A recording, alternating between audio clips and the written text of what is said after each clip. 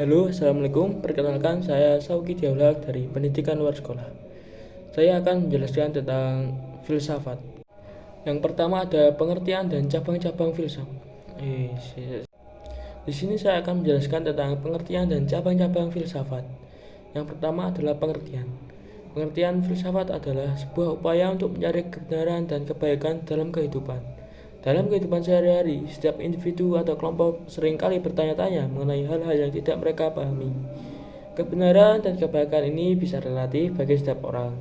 Artinya, berbeda-beda tergantung pada pandangan atau nilai yang dianut oleh masing-masing individu atau kelompok.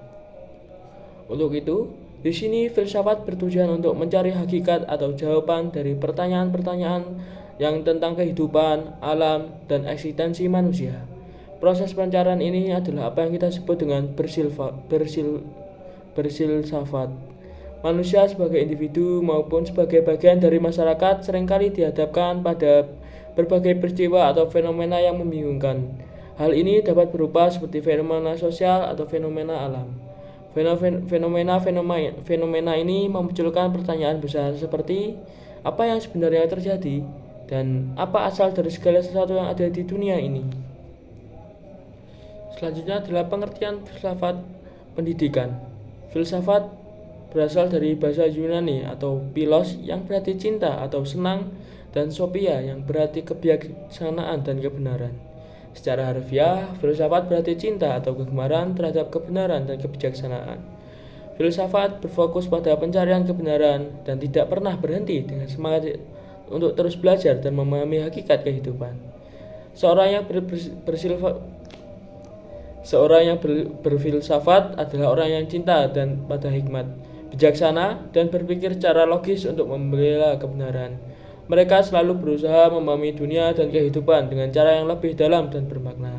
Sebagai contoh, seorang filsuf sering digambarkan sebagai seorang yang berdiri di puncak bukit, mencoba memahami tempatnya di dunia yang luas ini. Sejarah filsafat. Filsafat dianggap sebagai induk ilmu pengetahuan karena muncul dari kesadaran manusia akan potensi akalnya. Filsafat pertama kali berkembang sekitar tahun 1200 sebelum Masehi di Tiongkok, India, dan Yunani. Namun, filsafat seringkali dikaitkan dengan Yunani kuno. Sebelum Yunani, di kawasan seperti Mesir, Babilonia, dan Persia sudah ada peradaban maju. Tetapi, pandangan mereka terhadap manusia masih berfokus pada penyembahan dewa dan raja yang absolut. Di Yunani, pandangan terhadap manusia sangat berbeda. Mereka melihat manusia sebagai makhluk mulia yang bebas berpikir, yang membedakan mereka dari peradaban sebelumnya.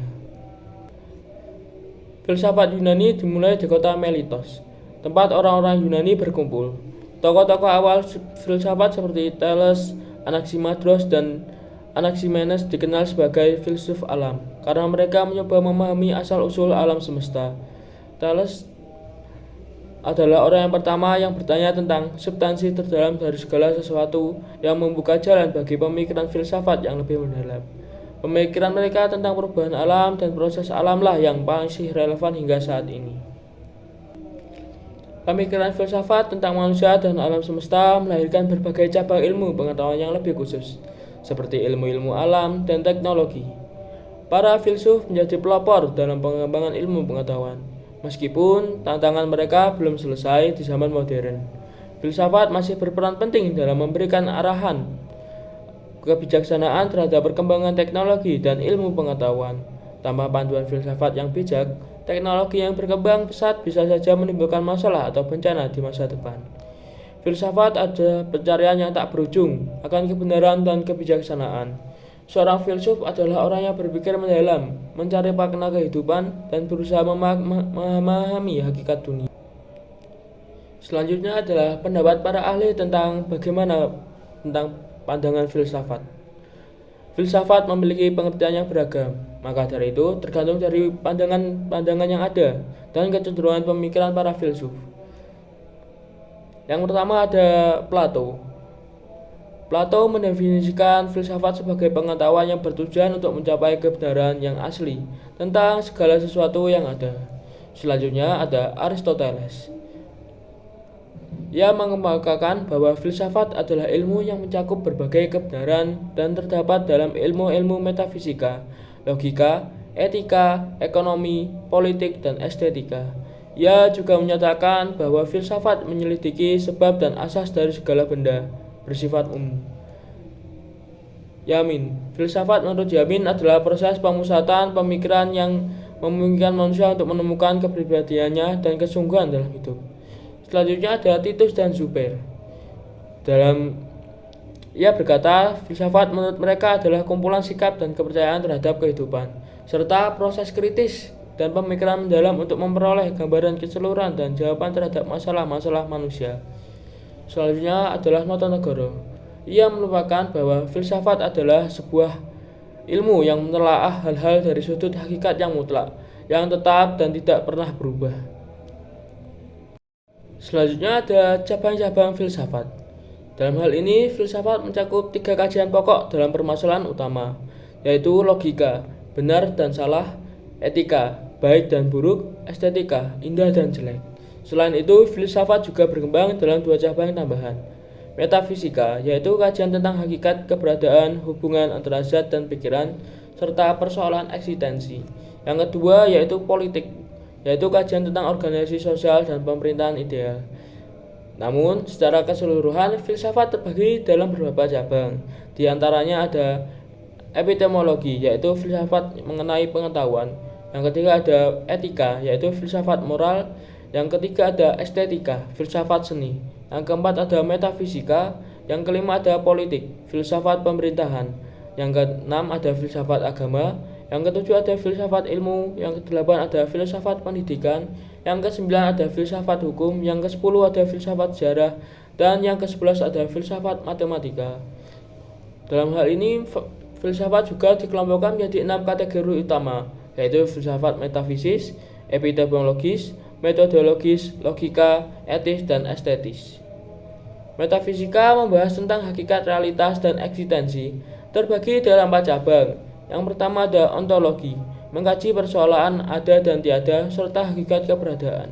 Yang kedua ada kosmologi, mempelajari alam semesta, asal-usul, dan susunan kosmos. Yang ketiga ada humanologi, meneliti hakikat manusia dan hubungan antara jiwa dan tubuh. Yang keempat ada teologi, kajian tentang Tuhan dan masalah-masalah ketuhanan. Epistemologi berfokus pada kajian pengetahuan dan dasar pengadaan pengetahuan. Aliran utama dalam epistemologi adalah yang pertama ada empiris, pengetahuan diperoleh dari pengalaman indrawi. Yang kedua ada rasionalisme, pengetahuan diperoleh melalui akal. Yang ketiga ada idealisme, dunia fisik hanya dapat dipahami melalui jiwa dan roh. Metodologi membahas tentang metode yang digunakan dalam memperoleh pengetahuan, baik dalam ilmu pengetahuan maupun filsafat. Salah satu subbidangnya adalah logika, yang menganalisis argumentasi dan kesalahan dalam penalaran. Etika berkaitan dengan moralitas mencakup bidang utama, yaitu etika deskriptif, normatif, dan matematika. Dalam hal ini, deskriptif menjelaskan pengalaman moral, dan normatif menetapkan apa yang seharusnya dilakukan dengan kehidupan moral.